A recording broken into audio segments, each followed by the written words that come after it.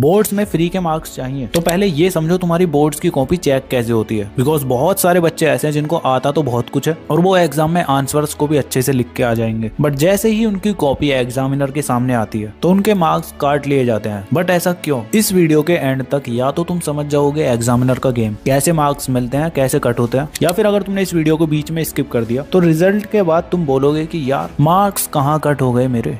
So hi everyone, this is Mukul Bhardwaj और आज की वीडियो में हम बात कर रहे होंगे बोर्ड एग्जाम में तुम्हारी कॉपी कैसे चेक होती है और एग्जामिनर के माइंड को अच्छे से समझेंगे, क्यों वो तुम्हें फ्री के मार्क्स देगा, क्यों वो तुम्हारे मार्क्स कट कर लेगा, और फिर लास्ट में कैसे तुम्हें आंसर्स को लिखना चाहिए जिससे कि तुम्हें रॉन्ग आंसर पे भी फुल मार्क्स मिले। तो सबसे पहले एग्जामिनर का पीओवी मैं तुम्हें बताता हूँ। चलो, तो फर्स्ट पॉइंट है तुम्हारा examiner is equal to tired human. Examiner कोई मशीन नहीं है जो बिना किसी प्रॉब्लम के सभी की कॉपी चेक कर दे। वो थके होते हैं, बोर्ड होते हैं और इरिटेट भी होते हैं, और सबसे बड़ी प्रॉब्लम जब वो इरिटेट होता है ना तो मार्क्स काटता ही काटता है। अब ये मूड उसका बच्चों की कॉपी के ऊपर भी डिपेंड करता है, बिकॉज एग्जामिनर के दिमाग में सिर्फ दो स्विचेस होते हैं, ऑन एंड ऑफ। अगर स्विच ऑन है तो ठीक है, दे ही देते हैं मार्क्स, और अगर स्विच ऑफ है मतलब उसको कॉपी चेक करने में एफर्ट मारना पड़ रहा है, और अगर तुमने उसको एफर्ट लगवाया है ना तो बेटा तुम्हारा खेल खत्म है। अब एग्जामिनर के माइंड के स्विच को ऑन कैसे रखना है वो तो तुम्हें अभी आगे पता चलेगा। तो उससे पहले एक और पॉइंट समझो, एग्जामिनर के पास 30 से 40 कॉपीज चेक करने के लिए होती हैं, मतलब उनके पास लिमिटेड टाइम है। अब अगर तुमने आंसर सही स्ट्रक्चर में लिख रखे हैं तो ऑब्वियसली वो तुम्हें मार्क्स देगा ही देगा ना, उसका टाइम बच रहा है उसमें। वहीं दूसरी तरफ उल्टा सीधा लिख रखा है तुमने तो मार्क्स कट ही होंगे। मतलब मेन बात यह है कि तुम्हें एग्जामिनर का दिमाग खराब नहीं करना है कि कोई सा क्वेश्चन कहीं पे लिख दिया, कहीं पे उसका आंसर लिख दिया। बहुत सारी कटिंग्स कर रखे हैं आंसर में। तुम्हें अपनी कॉपी को एकदम नीट एंड क्लीन रखना है और इस चीज की प्रैक्टिस भी तुम पहले से ही करके जाओगे। तो प्रैक्टिस एंड रिवीजन के लिए तुम्हें क्वालिटी क्वेश्चंस की बहुत ज्यादा जरूरत है। वो तुम्हें एक जगह मिल जाएंगे जो कि तुम्हारी एडू कार्ड की ये प्रयास most expected questions chapter wise pull out worksheet, जहां तुम टाइमर लगा के हर चैप्टर के 15 से 20 मोस्ट इंपोर्टेंट क्वेश्चंस लगा रहे होगे। मींस अब चैप्टर रिवीजन के लिए तुम्हें बस इंपोर्टेंट क्वेश्चंस ही लगाने हैं। ये बुक तुम्हारा साइंस, सोशल साइंस, मैथमेटिक्स और इंग्लिश ऑल सब्जेक्ट्स के लिए है। और सबसे इंपोर्टेंट, इसके अंदर एनसीईआरटी चिट्स एक ऐसा मैजिकल बुक है जो तुम्हारी पूरी एनसीईआरटी बुक को एक इतनी पतली बुक में कवर कर रहा होगा। इसमें हर एक पॉइंट को समराइज वे में कवर किया गया है। ये तुम्हारी लास्ट मिनट रिवीजन बुक है। इसको तुम अपने एग्जाम हॉल के बाहर तक लेकर जा सकते हो। अब तुम्हें ज्यादा बुक्स लेने की जरूरत नहीं है for last minute revision. NCERT chits are enough to revise everything.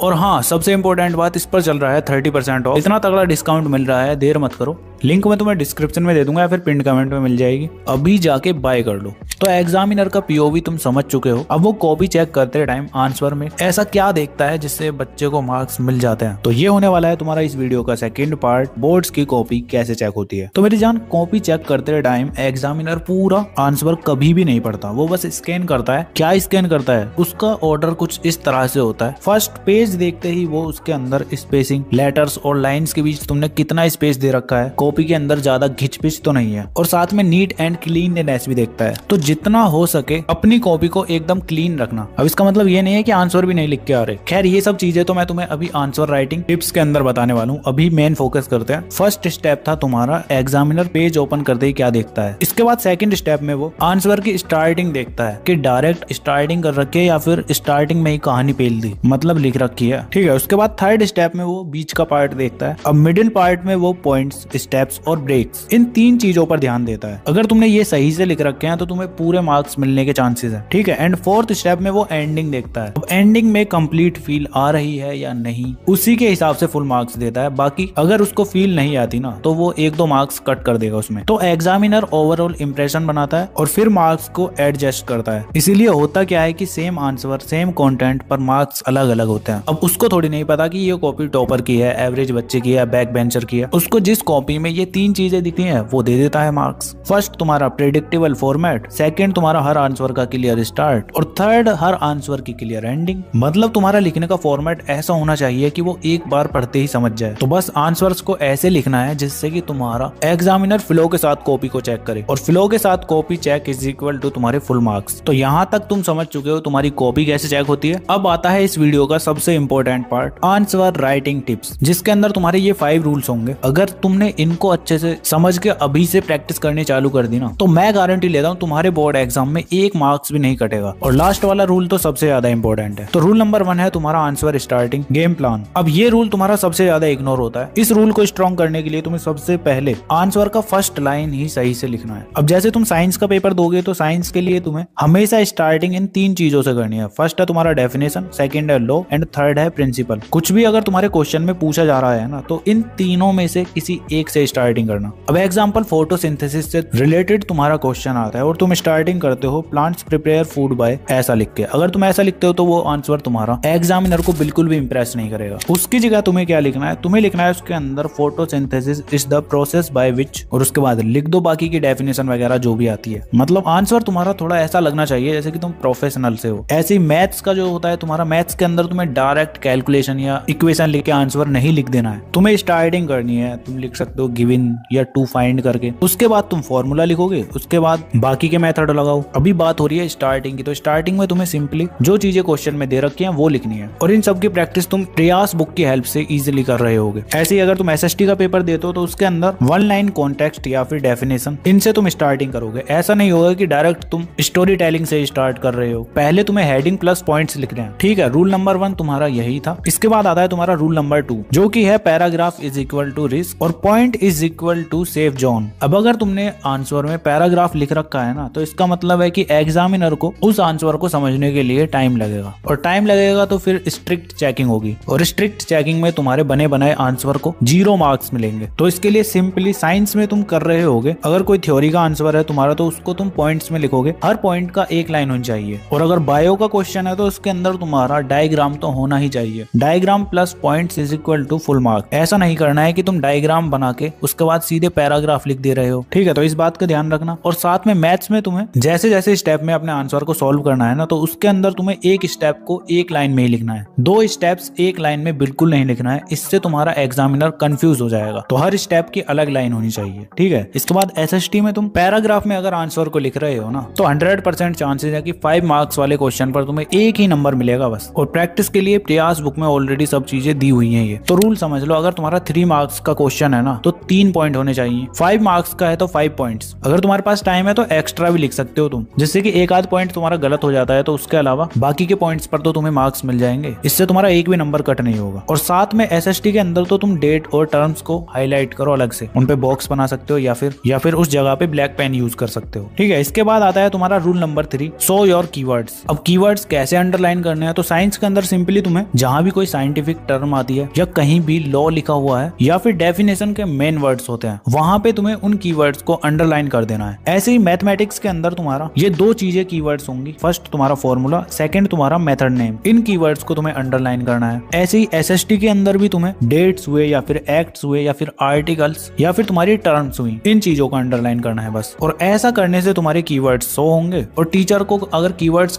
सही लगे ना तो क्या पता तुम्हें फुल मार्क्स उसी पर मिल जाए। ठीक है, तो समझ गए ना। इसके बाद आता है तुम्हारा rule number 4 ending of answer. अब इनकम्प्लीट एंडिंग तुम्हारी मार्क्स को भी इनकम्प्लीट करा सकती है। तो लास्ट में तुम्हें क्या करना चाहिए, तो सिंपली साइंस के अंदर तुम एंडिंग में ये वर्ड्स यूज कर सकते हो, या तो तुम हेंस या देयरफॉर, इन वर्ड को यूज कर सकते हो। और हाँ, यूनिट लिखना कंपलसरी है। ऐसे ही मैथ्स के अंदर तुम्हें फाइनल आंसर को बॉक्स के अंदर लिखना है, मतलब बॉक्स बना के, ठीक है, और यूनिट के साथ लिखना है। इससे तुम्हारा स्ट्रॉन्ग इंप्रेशन जाएगा। ऐसे ही तुम्हारा एसएसटी के अंदर भी तुम ये 2 वर्ड्स यूज कर सकते हो। फर्स्ट है तुम्हारा दस, सेकंड है देयरफॉर। इससे क्या होता है कि इससे एग्जामिनर को क्लोजर मिल जाता है। बस इतना काफी है। अब आता है तुम्हारा लास्ट और सबसे इंपॉर्टेंट रूल, अगर तुम्हें आंसर नहीं आता तो उसको कैसे लिखना है। तो देखो, अगर तुम्हें कोई आंसर नहीं आता, तुम खाली छोड़ आते हो अपने आंसर सीट को, तो तुम्हें 1 भी मार्क्स वैसे ही नहीं मिलेगा। और वहीं दूसरी तरफ तुम थोड़ा बहुत लिख के आ जाते हो, कुछ भी बना के सही स्टेप्स में तुम अपने आंसर को लिख देते हो, तो तुम्हें थोड़े बहुत मार्क्स मिलेंगे। तो कैसे लिखना है, उसके लिए तुम्हें सिंपली इन 3 स्टेप्स को फॉलो करना है। स्टेप 1 है तुम्हारा क्वेश्चन को फ्रेम करो। क्वेश्चन के अंदर मेन कीवर्ड लिख दो, स्टार्टिंग की लाइन लिखो this question is related to. उसके बाद उस क्वेश्चन के चैप्टर के बारे में सोचो,